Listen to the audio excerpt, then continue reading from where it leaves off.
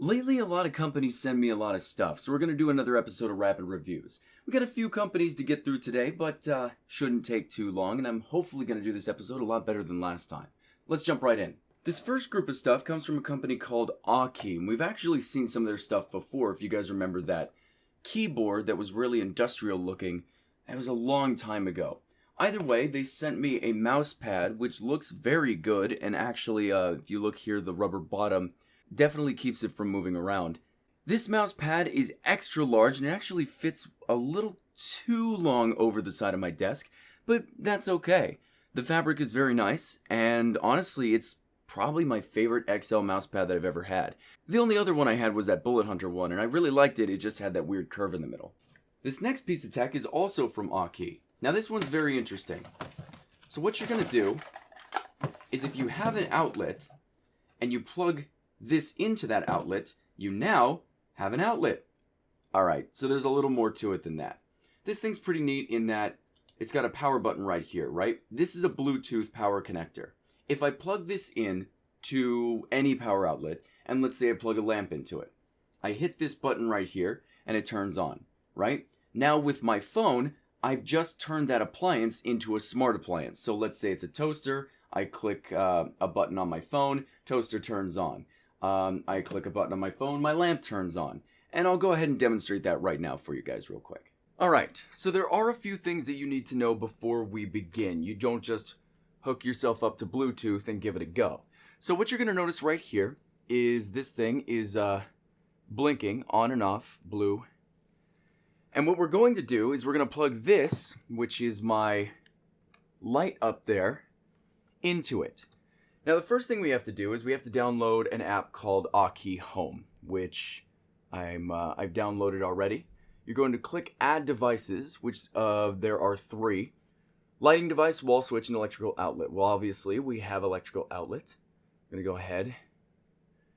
It wants to make sure that the light is blinking, which that is exactly what's going on right there. We're going to click Confirm Indicator. Now, the next thing it wants is your Wi-Fi password. This thing apparently works through Wi-Fi, which is quite interesting, and I'm going to have to put in my password.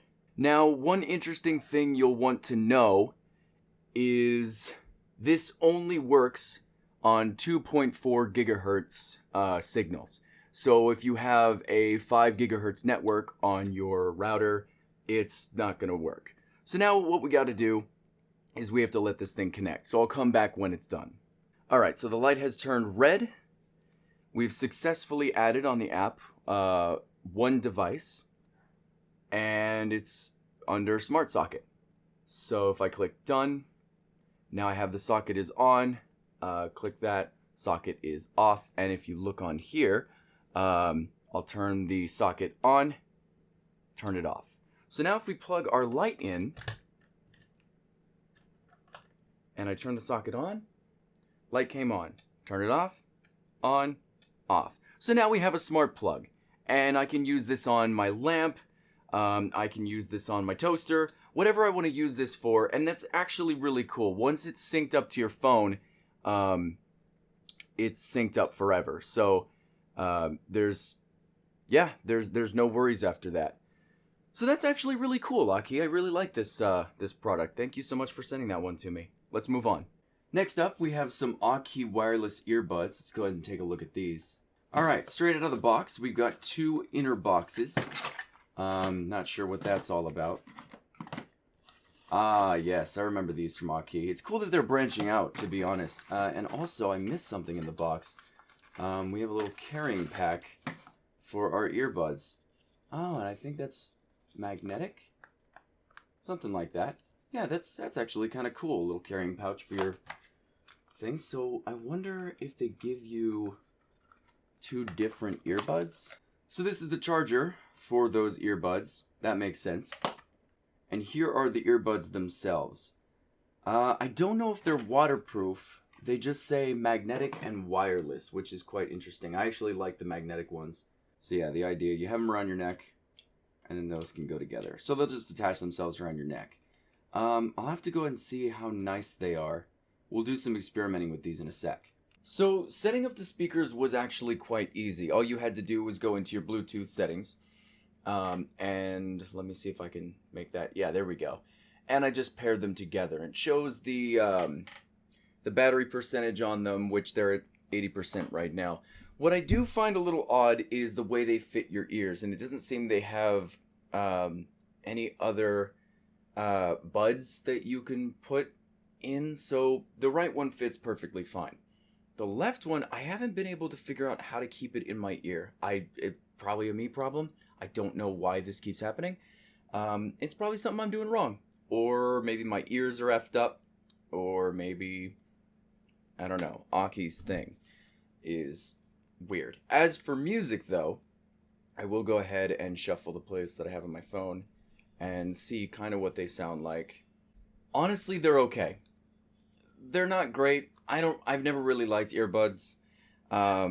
They just don't sound as good as a wired connection. I've always said that. But they fall out of your ears. Earbuds have just never really been my thing. I do like that they're magnetic. You know, you're one of those guys who likes to keep it around your neck like a necklace. But for me, they're not really my style. Maybe for those of you out there who use earbuds, this makes sense. But yeah. I remember Choey Tech had a pair that were about the same. They were waterproof, and those ones didn't fall out of my ears. So I wonder if maybe it's the way that these are designed. If you take a look at if it'll focus on them. Yeah, the design's a little strange. Now, the last thing Aukey sent me was a wireless charger, and this is a little unfortunate as I'm kind of late to the party when it comes to wireless charging. I don't have a phone that has ever been compatible with it. Unfortunately, the Razer phone is not. So I won't be able to test this one, unfortunately. I don't even have any friends who have a wireless charger. However, thank you, Aukey, for sending this stuff to me. It was a little weird. In their first email, they sent me other things. Or at least they showed me other things that they were going to send me. One was not a wireless charger. One was not the headphones. And then all of a sudden, that's what they sent me, which is fine. It was just a little weird. So let's move on. Up next, we have some lavalier mics from a company called Maono. These are actually kind of nice. I've been looking for lavalier mics for quite some time, and they couldn't have come at a better time, to be honest. Let's go ahead and open these up and take a look. I gotta say, before I jump into these, I really appreciate the packaging that they've given us here, and the mics themselves look fantastic. This one actually is phantom powered. I'm pretty sure you don't have to use that though. You can use your phone if it does have a headphone jack. You can use a receiver, which you typically go out and purchase. This one has a jack, and then your standard. And actually, oh wait a minute, this is a splitter. That's actually really nice. So both of these I could use together if need be. I'll go ahead and hook these up to my camera, and I will test them in a second. So I'm going to use this in a second, but I wanted to give you guys an idea of what my mic sounded like alone, and then I'm going to plug this lavalier mic in, and then I have a Rode mic that I'm going to plug into the camera, and we're going to kind of test them all three together and see which sounds better. So this is a test just on the camera. This is the second test with the lavalier mic. I actually went ahead and listened to this already, and it sounds surprisingly good, so I'm quite impressed with this thing. Now let's move on to the Rode mic. And this is the sound coming out of the Rode boom mic, and so we're kind of getting a different idea of what the different microphones sound like. The bass, then the lavalier, and then this one, which is over $100. So this kind of gives us a good idea of what this lavalier mic sounds like. Another thing I really appreciate is they give you different buds here for your microphone. There's one that's kind of fuzzy so that it doesn't pick up wind. There are others that are just, the wind screens, but crap, and then a spare battery. That's really nice. That's pretty good for what you get. I don't think those are very expensive too. I think they're around $30 each. So that's pretty good. I really appreciate all they give you. This next little piece of tech comes from GameSir, and if that sounds familiar, it's probably because you may have seen this on my channel before. GameSir makes a lot of Bluetooth controllers, and if you remember that hooked up to your thing, and you could use your your phone like a keyboard and mouse, or with the keyboard and mouse. This is a lot different. This is a very, very versatile controller. It works on anything with a Bluetooth connection, your PC, it works on your phone, and it even has, I'll go ahead and open it up real quick.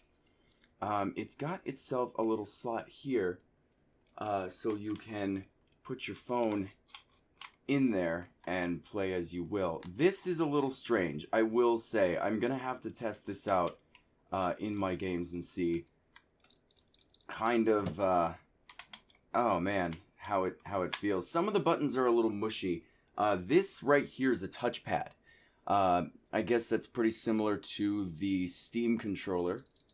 Nothing feels mushy besides the D-pad, that middle button here. I mean, the buttons are really nice. We'll have to go ahead and test this a few times. And actually, I just wanted to show this off. I will be doing a video on game controllers for PC.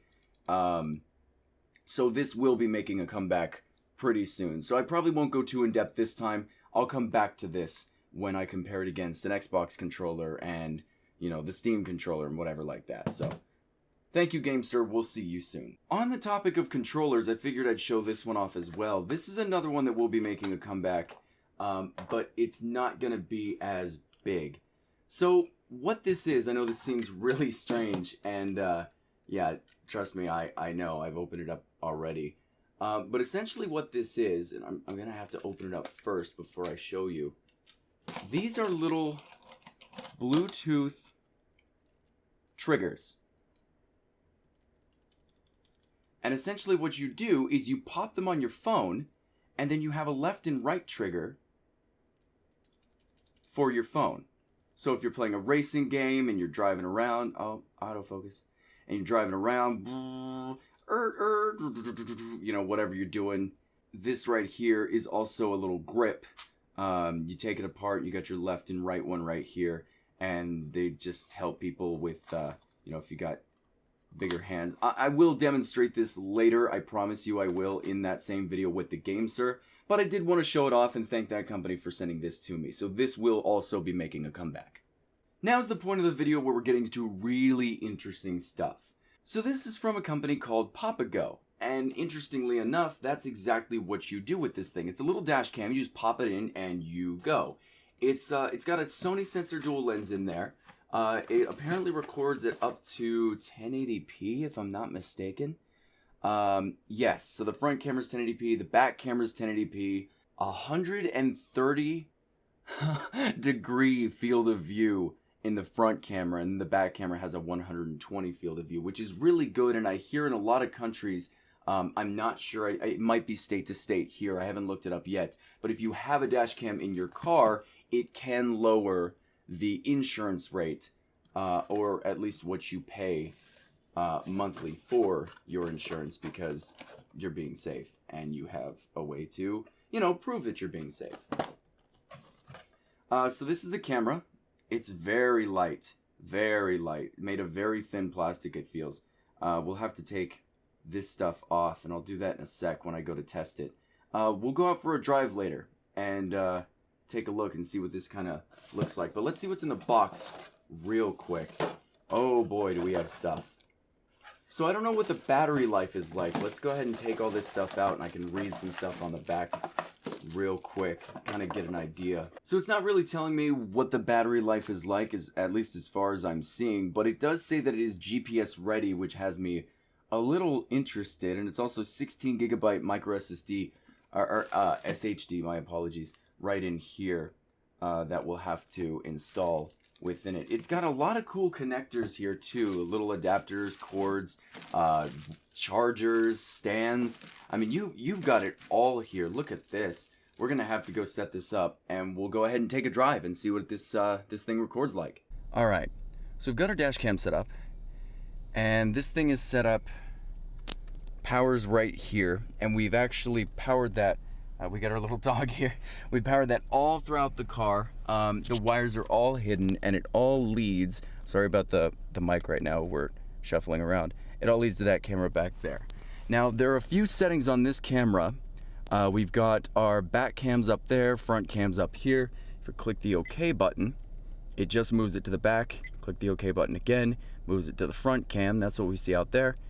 And then OK again turns it off. So we're gonna take off. We're gonna go record, and then we'll go take a look at the footage and see what happens.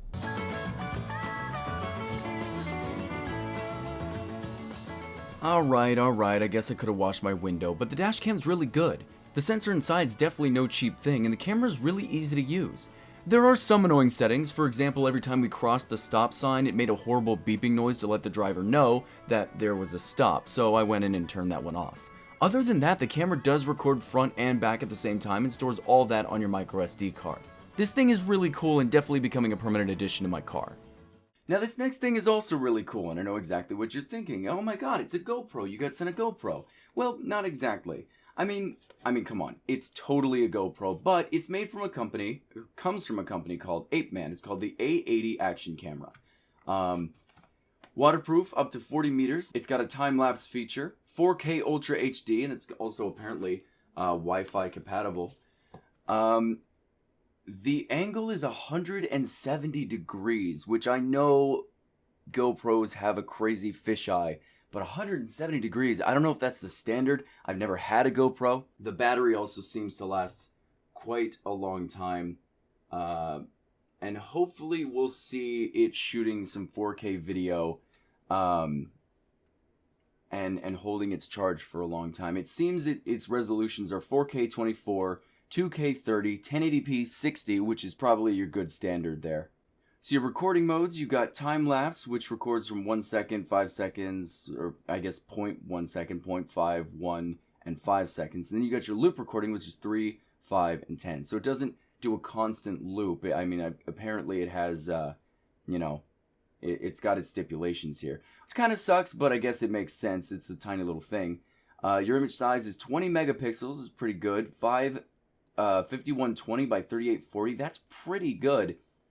You got 16 megapixels at 4608 by 3456. Some of these resolutions I haven't seen before. 12 megapixels is 4032 by 3024. And then 10 megapixels at 3648 by 2736. All way above 4K. You got your shooting mode, which is burst, single shot, time shooting, and that's the, 2, 5, and... So that's all that. Let's go ahead and open it up and see what this thing looks like. Beautiful little carrying case. I really like how this is set up.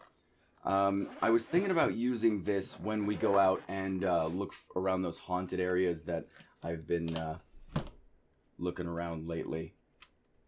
I've found some really cool areas to go look around, and a buddy of mine might be able to use this while I use the camera that I'm using right now.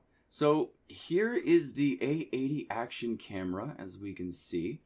It's in a waterproof case, again up to 40 meters. That's pretty impressive. And then we've got our little stands we can use. I know there's a tripod in here. Crap. There are ways you can attach it to, I'm sure, your car, your motorcycle. Here's a little battery for it. So it looks like we got a spare. There's just a lot going on in this little package, and it's really cool because it's this little carrying case. Man, if you wanted to carry this camera around, all you'd have to do is take this. I love that. I really appreciate that. Here's another spare battery. That's nice. So what, maybe 3 batteries if there's one in here already? We'll have to find out later when we go take it for a spin. Of course, you got your charging cable.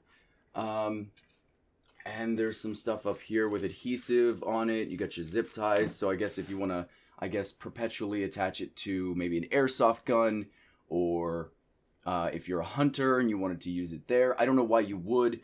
That field of view might be a little too much for hunting, but airsoft I can totally understand.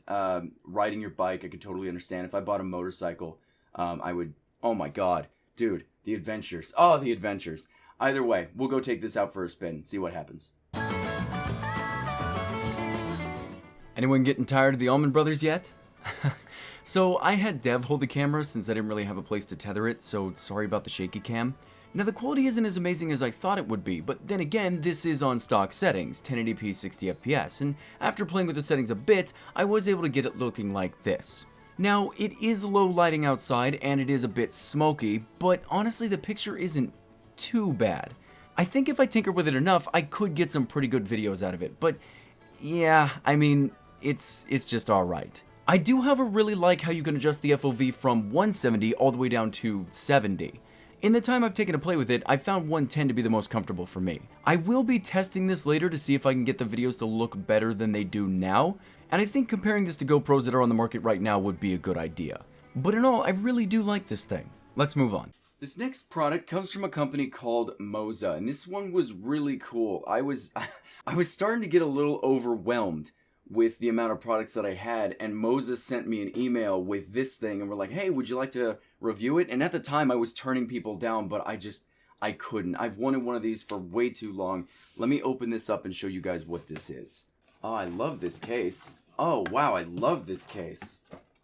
Carbon fiber looking. Oh, wow, and it feels really nice. Oh, and there we are. So it looks like we're going to have to maybe put it together. Maybe not. But essentially what this is you're going to put your phone in here. And once you... I'm going to need to move this camera back real quick. Move it up.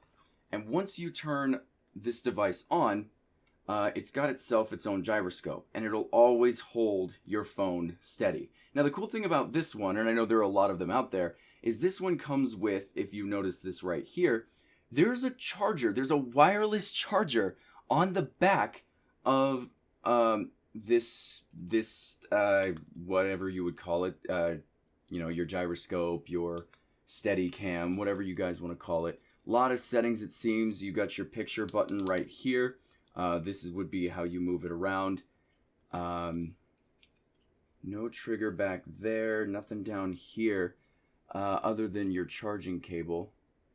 Which, funny, a lot of these products that I've been using use USB or universal instead of USB-C. It looks like you got your battery right there. Shows you how much is left. This, I'm not sure what that is yet. I'm not familiar with this device enough yet. And there's your power button. I was poking around in the box a little bit more just before we move on to that. I found this thing. Not exactly sure what this does just yet. It might hook back here. It seems like it's something that would screw in back there. Not exactly sure why. Maybe as some sort of I don't know, another brace. Oh, you know, that, I guess that makes sense. No, that totally makes sense. Yeah. Okay, I like that. Let's go ahead and test this out. So this thing's been really cool and really easy to learn how to use. Essentially, if I move my hand this way, it turns that way. Move my hand the other way. But the cool thing about this is it doesn't matter how I move my hand. It's always going to be steady. And that's what's so... Oh, whoops. With a little training, that's what's going to be so great about these kinds of things. You know, of course, there's a threshold. But for the most part, I mean, I can do a lot. And it will not go anywhere. This is going to be really cool when we have cell phones that capture video, which we actually do. I know the Google Pixel, the iPhone 10. We got some really good cameras out there on phones these days. The Razer phone's not as good, but I did have to demonstrate this thing. And I really like... I mean, this is just going to come in handy. For streams, for, videos where I want to capture something in, I guess, a nice, smooth way. One of these for my DSLR, that would be great. Unfortunately, they don't come this small. But, yeah, that's what this thing does. Very nice. Now, this last thing was sent to me by BenQ, or at least a company representing BenQ. They send their things out. I don't really know how it works, but I think BenQ hires people to find people like me. Either way, this is a screenbar e-reading lamp. And if you've ever used a program kind of like Flux, this is the exact same thing. This light right here sits on the top of your monitor, and it shines an orange light down over the screen. And the cool thing about that is it makes it easier on your eyes. It's apparently supposed to be better than using programs like Flux. I don't really see why. I mean, the more blue you take out of the screen, the better, but apparently this claims to do it more efficiently or do it better, which I would hope so, being as this is a $100 item. So let's go ahead and open it up and see what it looks like. So in here we've got the stand. Wow, that's actually really heavy. So this is what's gonna hold the thing on your monitor. The bar is gonna go up in here, and then that's gonna brace against the side of your monitor. Here's the bar. I'll go ahead and take it out of its casing. This is the bar. It's a really cool looking thing. You got your power buttons up here, your brightness levels, your temperature, so I guess that kind of adjusts the color. And then it looks like it has a camera up here to kind of see, or maybe get an idea of what the lighting is like in your room, which would be really cool if it was adaptive by itself.